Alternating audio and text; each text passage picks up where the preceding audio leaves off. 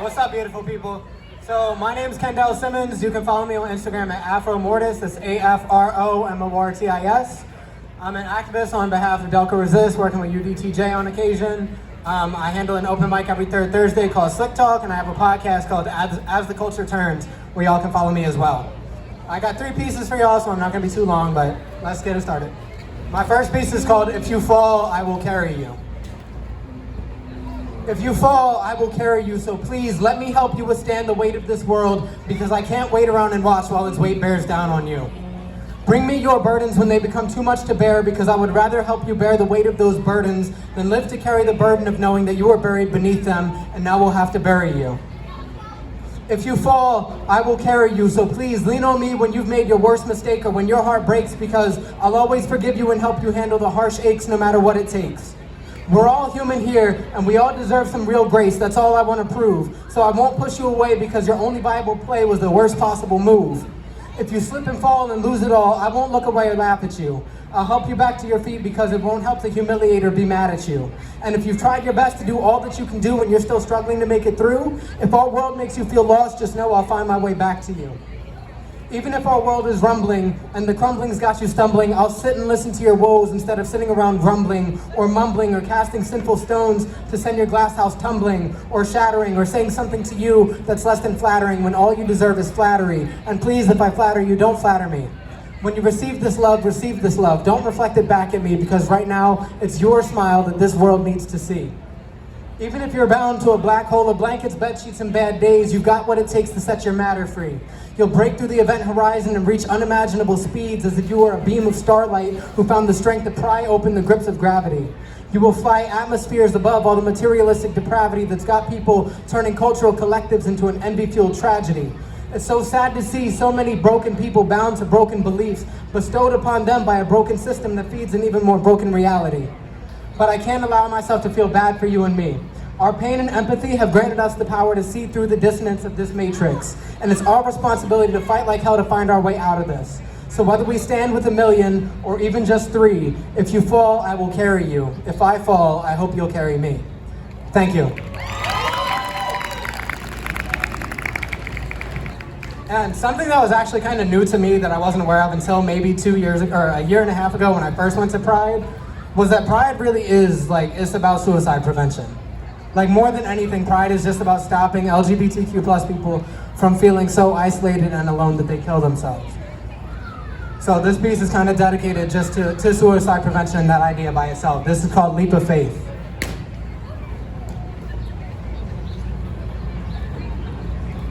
If you've ever stood before a ledge, I'd like for you to close your eyes for just a moment and imagine yourself standing before your ledge.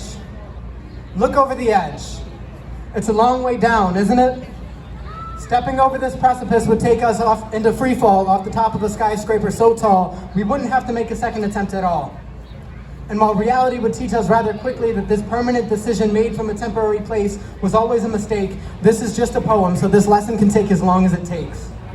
Listen closely to the sound of the Doppler effect, distorting the wails and weeps cried out by those lost in their grief, those who carried only the best of us in their beliefs.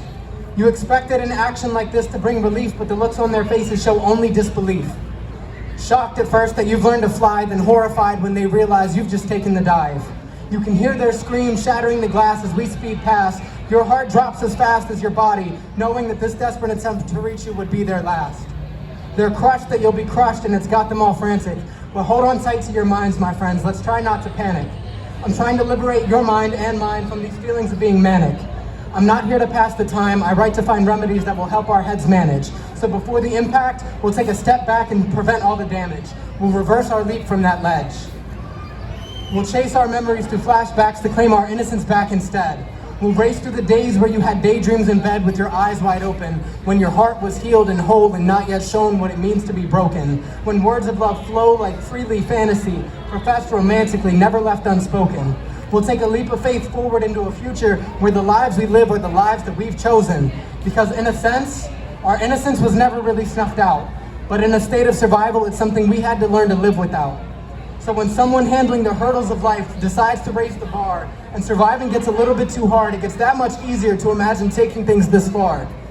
But in order for this world to improve and for things to get better than they are, it can't afford to lose another star.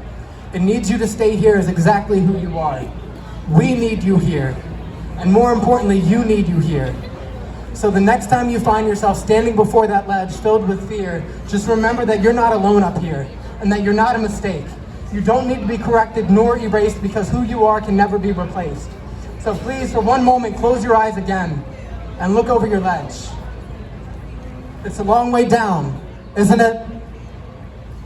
Open your eyes, my friends. Let's take the stairs. Thank you.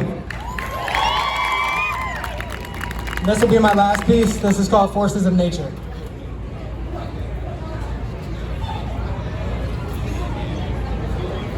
We are forces of nature diligently designed by our divine mothers to defend their domain from the disastrous diseases that would leave their world doomed to descend into dereliction and disorder. However, in the entropy of our evolution, we've become so estranged from our most essential elements, so corrupted by this constant chaos and calamity, that we are now forces of nature at risk of being twisted from forces into freaks.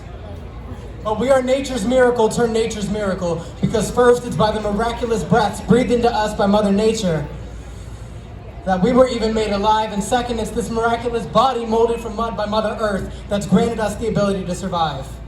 We are here now to embark on a journey to unlock within ourselves the third gift, present in us from the first heartbeats drummed into our chests by all the mortal mothers of mankind, the ability to love and to create, and to love the things that we create.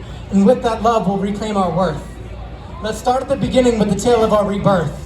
We are life brought into being by a mixture of molecular magics boiled together in the womb of a world once inhospitable to all, but the most resilient of creatures.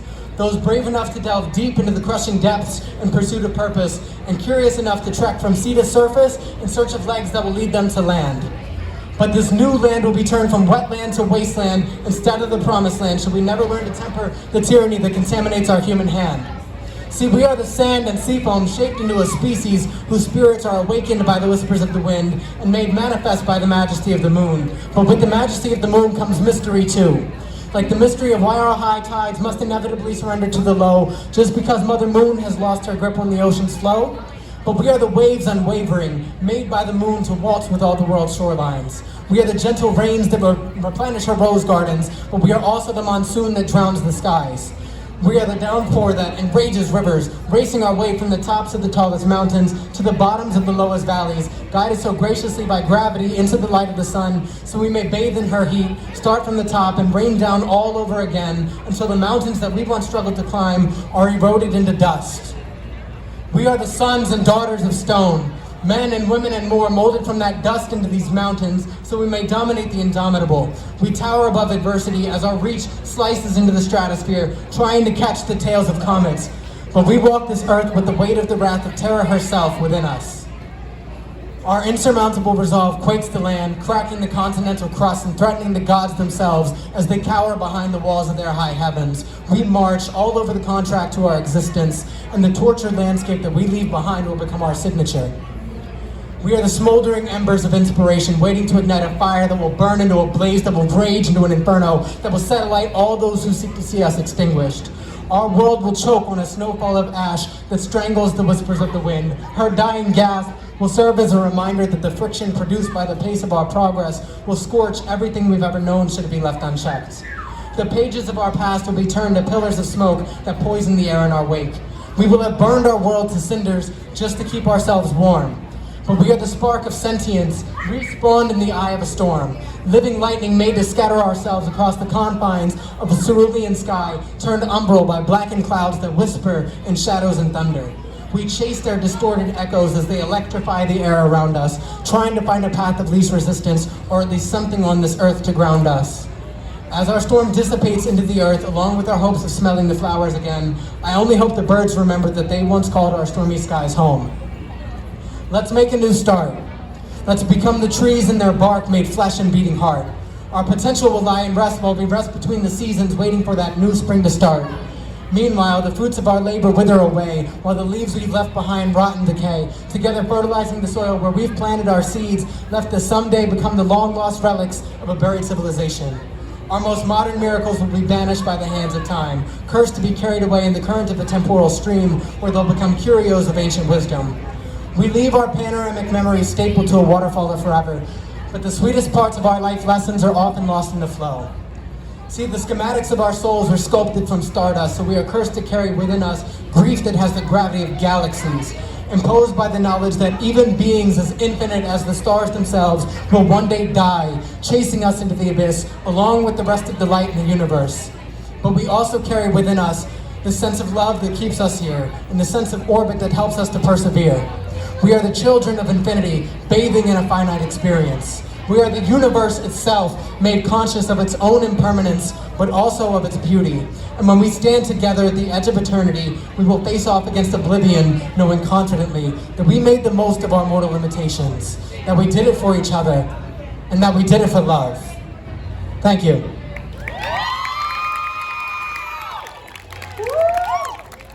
Again, happy Pride, everybody.